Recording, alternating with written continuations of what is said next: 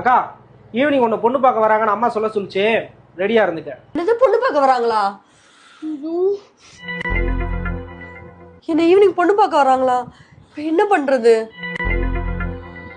நான் உன்னை நம்பிதான் இருக்கேன். எப்படியாவது மாப்பிள்ளை வீட்டுக்காரங்க வர்றதுக்குள்ளே சீக்கிரமா வந்துரு. ஓஹோ, ஓடி போக பிளான் பண்ணிக்கிட்டு இருக்கியா நீ? மாப்பிள்ள தேனியில நமக்கு தெரிஞ்ச எல்லா ஃப்ரெண்ட்ஸையும் வர சொல்றான். ஜெயம் படத்துல வர மாதிரி 50 பேரை வீட்டை சுத்தி நிக்க வைடா. பொண்ணை எப்படி தூக்குறாங்க நான் பாக்குறேன். என்னால காஃபி கப்பு தூக்கிட்டு போய் அவங்க முன்னாடி நிக்க முடியாது. என் மனசுலாம் எங்க இருக்குன்னு உனக்கு மட்டும்தான் தெரியும். ஐயோ, இன்னும் அவனை காணோமே. ஆமா, எப்ப வருவியா? ஓடி பிளான் பண்ணிட்டு இருக்கியா? ஜெயம் படத்துல வர மாதிரி வீட்டை சுத்தி 50 பேரை நிப்பாட்டி இருக்கேன். நீங்க சைக்கிள் இல்ல, காரு, பைக்கு, பஸ்ன்னு எதுலயும் போக முடியாது.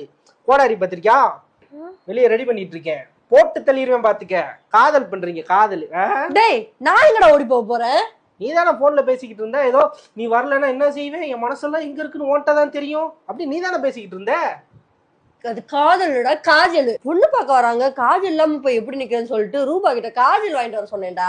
ஓ, அப்ப நீ வந்து இந்த மனசெல்லாம் எங்கேயோ இருக்கு, நீ வரலன்னா என்ன செய்வேன்னு சொல்றதெல்லாம் இந்த காஜலுக்கு. ஆமா, என் மனசெல்லாம் காஜல்ல தானே இருந்துச்சு. உன்னைய நம்பி 50 பேரை வர வச்சிருக்கேன். இப்ப 50 பேருக்கு பிரியாணிக்கு சரக்கு வாங்கி கொடுக்கணும். தம்பி, ரூபா வந்துட்டாங்க, காஜல் மட்டும் வாங்கிட்டாடா. காஜல்